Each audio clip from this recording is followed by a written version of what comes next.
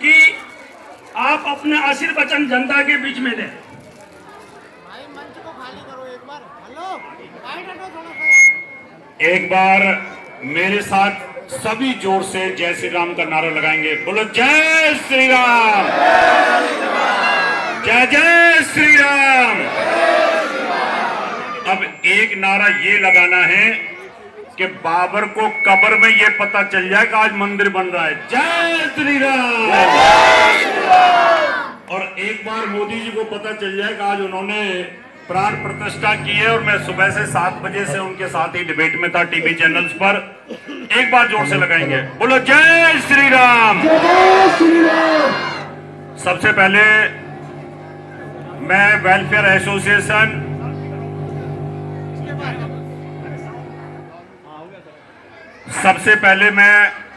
यहाँ की welfare association और इसके अंदर जनकपुरी विभाग, उन सब जितनी भी वेलफेयर एसोसिएशन आती है उन सबको मैं बहुत बहुत धन्यवाद देता हूं।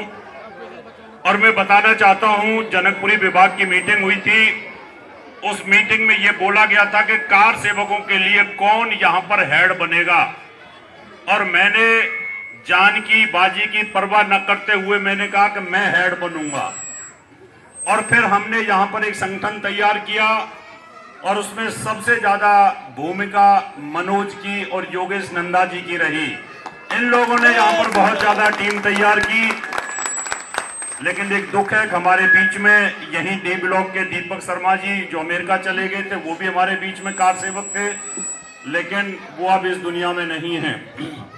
मित्रों, हम वहां पहुंचे, जैसे तैसे करके हम वहां पहुंच चुके थे और हम लोगों ने यह तय कर लिया था, महेंद्रा पार्क, जीवन पार्क, चांद प्लेस, जितने भी स्वयंसेवक थे, सबने ये तय कर लिया था कि इस बार कुछ भी हो जाए हम ये ढांचा गिरा करके छोड़ेंगे। और हम सब ने प्लानिंग कर ली, हमने कुदाल लिए, हथौड़े लिए और अपने साथ रात को ले करके सो गए। और हमें ये परवाह नहीं थी कि अगर कल गोलियां भी चलेंगी तो कोई बात नहीं। और सबसे पहले जो मेरी बगल में मनोज जी यहां खड़े हुए हैं, मैंने कहा मनोज, इस दीवार पर चढ़ना बड़ा मुश्किल है। बोले आप भाई साहब मेरे को हाथ ऊपर लगाओ ऐसे और मैं चढ़ जाऊंगा। मैंने गोदी में लिया, मनोज ने दीवार कूदी और हथौड़ा मारना शुरू कर दिया। और उसके बाद फिर शुरुआत हो गई और फिर तो हथौड़े पड़ते चले गए और शाम होते होते पूरी जो ढांचा था वो पूरा ध्वस्त हो गया। और उस ढांचे के मलबे का पता नहीं चला कि गया कहां। सबने एक एक ईंट ले ली जो चांद तारा बना हुआ था। और मेरे हिस्से में उस मस्जिद के ऊपर जो लोहे का सरिया लगा होता है ना, जिसमें झंडा बंधा होता है, वो मैं लेकर के आया। अब जैसे ही हम आ रहे थे तो पता चल गया कार सेवक आ रहे हैं यहां, और हम सबको सबसे पहले अरेस्ट कर लिया। मैं अरेस्ट हो गया, 15 दिन हम जेल में रहे, उसके बाद बाहर आए। और लगातार आपको गर्व होगा कि आप ही के क्षेत्र का भाई, लगातार 10 सालों से मैंने टीवी पे हजारों डिबेट की भगवान राम के लिए, हजारों, और प्रेशर बना करके रखा, हमेशा सरकार पे प्रेशर बना के रखा, हर चैनल पर बना करके रखा कि हमें राम मंदिर चाहिए, अब किसी भी कीमत पर राम मंदिर चाहिए। कई बार मेरे से बोलते थे कि रावत जी आप कई बार सरकार के खिलाफ बोल जाते हैं। हमने कहा जब हमने मस्जिद तोड़ी थी, बाबरी को ढांचा गिराया था, तब तो हमने अपनी मर्जी की थी। और आज हम ये चाहते हैं कि सरकार पे प्रेशर मेंटेन रहे। और फिर बड़े बड़े अधिकारियों ने, भारतीय जनता पार्टी के और सरकार के अधिकारियों ने कहा कि आप इंतजार करिए, निश्चित तौर पर मंदिर बनेगा। और आज खुशी है कि आज 12:55 पर मोदी जी ने उसकी प्राण प्रतिष्ठा करके भगवान राम की पूरी दिव्य दृष्टि को ओपन कर दिया हम सब के लिए। और आज एक इतिहास रच गया है। ये इतिहास एक क्रांति लेके आएगा। सनातन धर्म की क्रांति की शुरुआत आज से हो गई है। जिस प्रकार से टीवी चैनलों पर मैं सुबह से बैठा हूं और लगातार रोज 5-6 टीवी चैनलों पर बैठता हूं, मैंने एक ही बात की है कि पूरे वर्ल्ड का मीडिया ये जानना चाहता है कि आखिर ये प्राण प्रतिष्ठा होती क्या है। तोड़ने वालों ने तो हथौड़ों से मूर्तियां तोड़ दी, किसी की नाक तोड़ दी, किसी का कान तोड़ दिया, किसी की गर्दन तोड़ दी। लेकिन आज वो इस्लामिक मीडिया, आज वो ईसाइयों का मीडिया, वो बौद्धों का मीडिया इस बात को जानने के लिए उत्सुक है कि ये प्राण प्रतिष्ठा क्या होती है।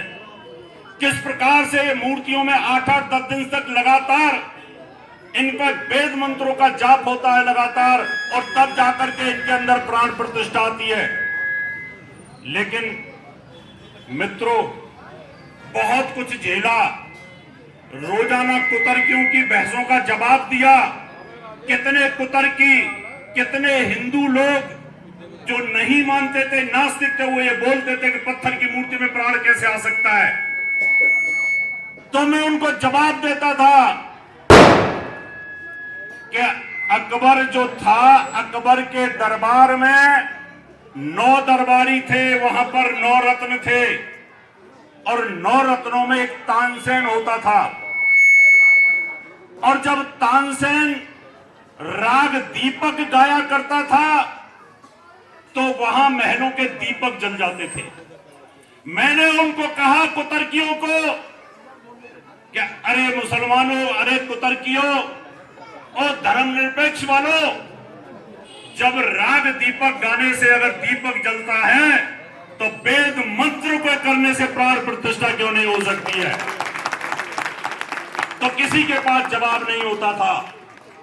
तो आज खुशी है, हमने तर्क में, शास्त्र में, और जितनी भी धार्मिक डिबेटें हुई, चाहे वो यहूदी हमारे सामने आया, चाहे कोई ईसाई सामने आया, जो मार्क्सवादी आया, और बड़े बड़े इस्लामिक स्कॉलर आए, विदेशों में पढ़ के आए, मिस्र, इजिप्ट में पढ़ के आए, उन सबको हमने तर्क के साथ हराया।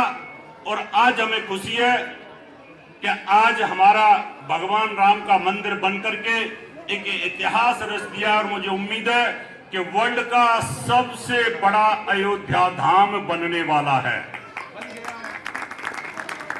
और मैं आप सबको बहुत बहुत धन्यवाद देता हूं। आप लोगों ने मुझे बुला करके यह सम्मान दिया, मुझे तो उम्मीद ही नहीं थी। मैं तो भूल गया था कि अपना कर्म किया और चले गए। लेकिन मनोज जी का, अजय जी का, नंदा जी का बार बार कॉल आया, क्या आपका सम्मान करना है। हमने कहा चलो भैया। 92 के बाद 2024 में 32 साल बाद अगर हमारी किसी को याद आई है तो उसके लिए मैं आपको बहुत बहुत धन्यवाद देता हूं। एक बार मेरे साथ अंत में जोर से जयकारा लगाएंगे। बोलो जय श्री राम, जय श्री राम, जय श्री राम, जय श्री राम, जय जय श्री राम, जय श्री राम। आपका दिल से बहुत बहुत धन्यवाद। मैं बहुत यहां पर और वहां की घटनाएं बताता, लेकिन मेरी डिबेटें हैं, और बीच में मैं अभी डिबेट छोड़ करके टीवी की जी न्यूज पर आया था, दोबारा से फिर अभी मैं जाऊंगा, बैठूंगा। सी ब्लॉक में भी है, अच्छा, तो चलिए वहां पर भी देख लेते हैं। अभी आप सबका बहुत बहुत धन्यवाद।